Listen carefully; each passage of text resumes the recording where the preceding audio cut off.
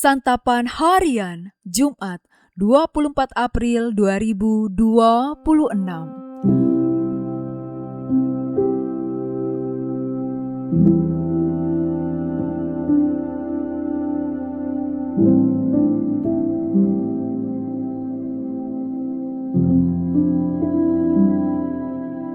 Inilah program Santapan Harian, sebuah program yang mengajak Anda menelusuri isi Alkitab, agar Anda menemukan makna firman Tuhan sesuai dengan konteksnya.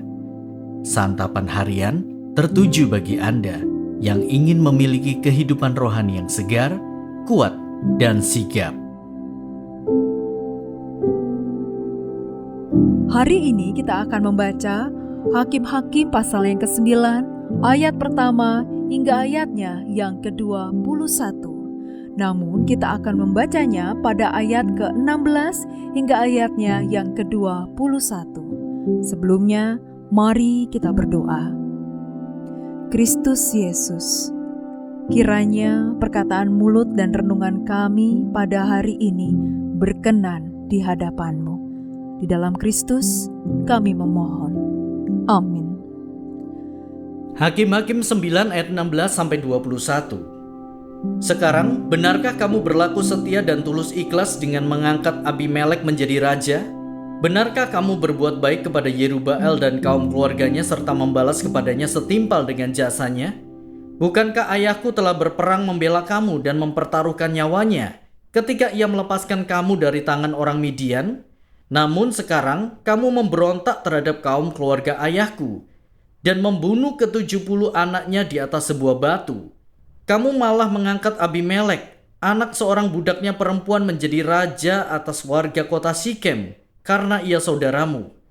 Jadi jika pada hari ini kamu berlaku setia dan tulus ikhlas kepada Yerubbaal dan kaum keluarganya, biarlah kamu bersukacita atas Abimelek dan biarlah ia bersukacita atas kamu.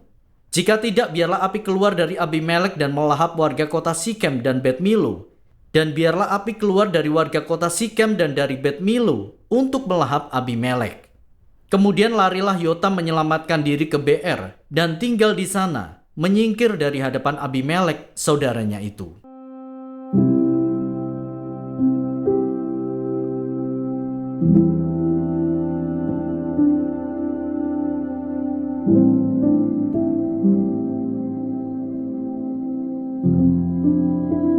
Sahabat Scripture Union Indonesia, pemimpin yang lalim adalah pemimpin yang cenderung menyalahgunakan kekuasaan mereka untuk kepentingan pribadi atau kelompok, serta mengabaikan kebutuhan dan hak orang lain. Contoh pemimpin yang jatuh dalam kelaliman adalah Abimelek, yang berusaha menjadi raja dengan memakai cara yang keji, yakni dengan bantuan keluarga ibunya.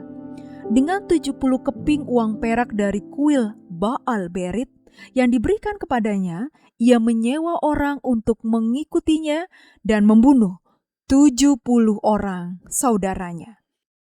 Yotam yang lolos dari pembantaian tersebut menyindir naiknya Abimelek menjadi raja dengan mengumpamakan dirinya sendiri seperti semak duri yang tidak menghasilkan apa-apa dan hanya dapat melambai-lambai.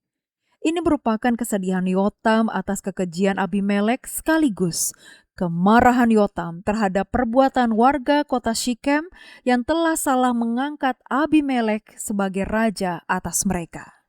Bagi Yotam, bukannya melindungi rakyat, Abimelek justru akan menghancurkan mereka.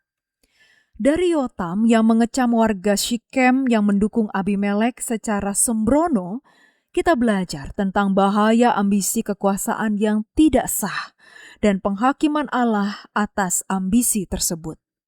Kita juga perlu memahami bahwa sebenarnya pemerintah ditetapkan oleh Allah dan kewenangannya untuk mengatur masyarakatnya agar hidup secara tertib dan teratur juga berasal dari Allah.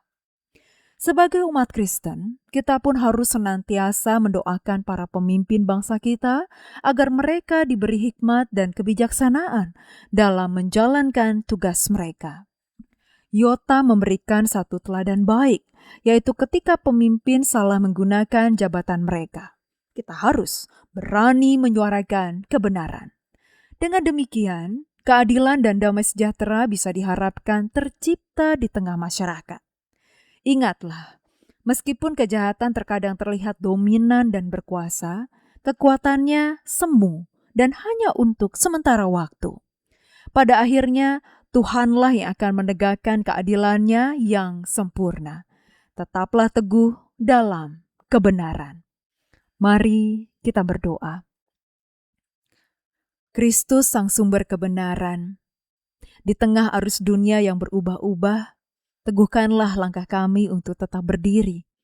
Saat godaan mengajak berkompromi dan tekanan membuat kami gentar, kuatkan hati kami untuk setia. Biarlah kami tidak goyah oleh suara yang menyesatkan, tetapi berakar dalam firman-Mu yang kekal. Di dalam kasih-Mu Yesus, kami berdoa. Amin.